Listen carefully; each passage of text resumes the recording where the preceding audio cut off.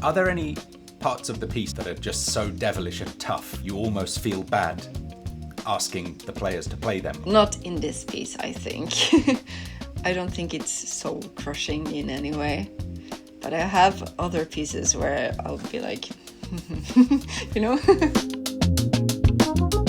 Well, hello again everybody and welcome back to the Story of the Sound. Now, a couple of weeks ago we shared a video about competitive music making in which we followed the best brass band in Sweden to the European Championships. We asked why do they compete in something that seems so subjective, but also how do they and the other bands get so unbelievably good when they're essentially unpaid and part-time. It's a really cool video, you should check it out, and while you're there of course please do like and subscribe and all that stuff. You've no idea how much it helps a new channel as it settles into the algorithm. But before you go away, we've got another video for you today. Now, during that video, we discussed very slightly the concept of the test piece, the bespoke music that is written for all the bands to perform in the competition. And we included a tiny portion of an interview with Ingebjørg Vilhelmsen, one of the composers for the championships this year. It was such a fascinating interview, we want to give you a bunch more of it now. You'll learn about how long the process is of commissioning and writing one of these pieces, and also how the pieces aim to separate the very good from the absolutely superb. It's a complicated sort of a thing, but we music nerds like to get deep into the weeds on this stuff, don't we?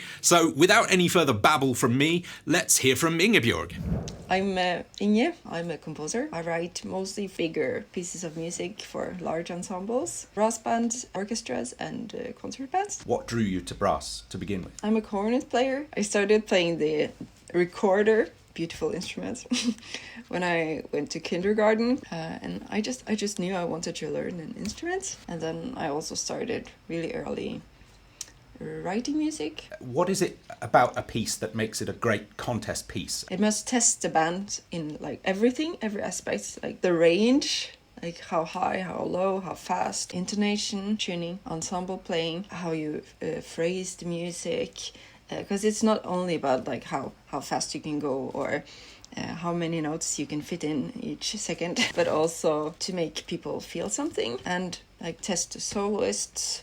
It must be really, really hard to distinguish the best from the rest. It needs to test every aspect of playing, and that's what I like about it. It's so like massive, and that's also why they tend to be pretty long. The higher in grade you go, the longer the pieces tend to be, just to show off the band from every side. Correct me if I'm wrong, but all of the, it's kind of like the symphony orchestra. They have a fixed makeup of the same forces, right? There's a certain number of instruments or groups of instruments, so you're always writing for the same forces. Yeah, it's very specific. The standard is 28 musicians, and like it's a very fixed hierarchy, and these instruments tend to have the solos, and as composers we get guidelines from the commissioners, and we needed to send the pieces like back and forth a couple of times, and they said like this needs to be harder, this needs to be simpler, I need more solos, and so on. So it's very fixed. I think I spent about a year on and off on this piece, and then you send it in, and then the bands get them, and then they practice it, and it takes a lot of time as well. And when you hear it, it's kind of like 1.5, 2 years since you actually wrote it. So I was like, what did I write? And hearing it interpreted by several different bands, I suppose even if it's fresh in your memory, you get a fresh experience each time. Yes, it's a lot of different interpretations. Absolutely. How much space do you think you can give for that kind of flexibility and interpretation in a piece of music, especially when you're writing it specifically to test? You presumably you need the bands to play the right notes in the right order with the right rhythms in the right, so how much freedom do they have? I think it's very different from composer to composer. Some composers they write like really detailed explanations, and you need to do it exact in this tempo and in this style and very specific articulations and so on. But other composers have like tranquillo, and then you can interpret it as you want. And so some play it really slowly and others interpret it faster. And I think I'm somewhere in between. So I make room for interpretations, but yeah, with guidelines. How do you manage your ideas and your thoughts onto the page? How do you keep everything in order and not lose yourself? A document, like text document. I make these sections and I write what I'm going to do in each section. I kind of break it down to make it feel smaller so it doesn't get super overwhelming. And so that I know that in this section I want to have the solos and like make it a natural pace in the piece. What can we expect from your piece for this year's EBBC? It's called Embracing Duality, and it depicts Hel, who's the ruler of the underworld in Norse mythology. She's like half alive and half dead, and half good and half bad, and it's kind of the balance. I try to kind of express these dualities in my music with a lot of contrasts, and I have these recurring themes that are made in like two different ways to symbolize like the good and the bad and the light and the dark. And from a music theory or musicological point of view, how do you create those contrasts? One example is I have a theme that I use sometimes like in minor, and the same theme occurs later in like a major and Lydian mode, and I do this with two different themes.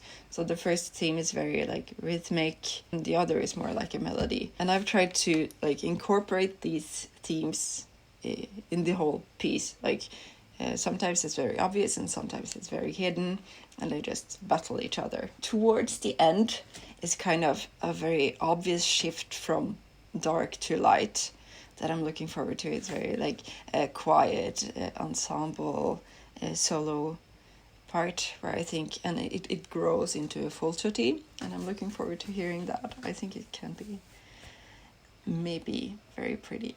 Are there any parts of the piece that you feel a little guilty about, that are just so devilish and tough and you almost feel bad asking the players to play them? Not in this piece, I think. I don't think it's so crushing in any way, but I have other pieces where I'll be like, you know, brass players, they tend to like hate the third finger. It's much slower than the other two. So I have some runs that use a lot of third finger, and then I know that people will be annoyed. How do you go about painting with your music and creating that picture in people's minds? What are the tools that you use as a composer? I think it's very important to me to write like a story, but I know that other composers, it's very, some people really like it and some people don't like it or need it, but I always have a story. I feel like I need a concept or story to make it easier for me to write, just because I get so many images in my head and the images turn into music. I really like film music and how I feel like it's kind of connected in some way.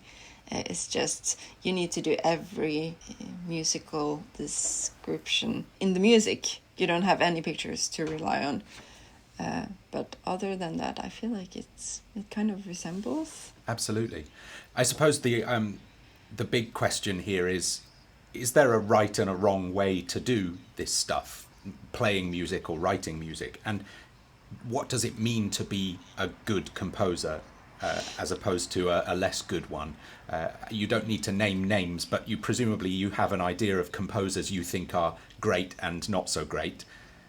And so we must all have a sense of right and wrong of this, what is good and what is not so good. If the piece is good or bad, I think that needs to be a bit distinguished from if it shows the band from its best sides. Like if it's a good test piece, if it tests the band in a good way, I think it's not the same as it's a good composition. A lot of composers struggle with making things hard but still kind of making music.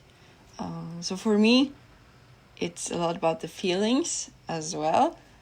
So try not to let the test piece aspect ruin the actual music. I want people to feel something when they listen to my music and not just like, oh, this was very hard.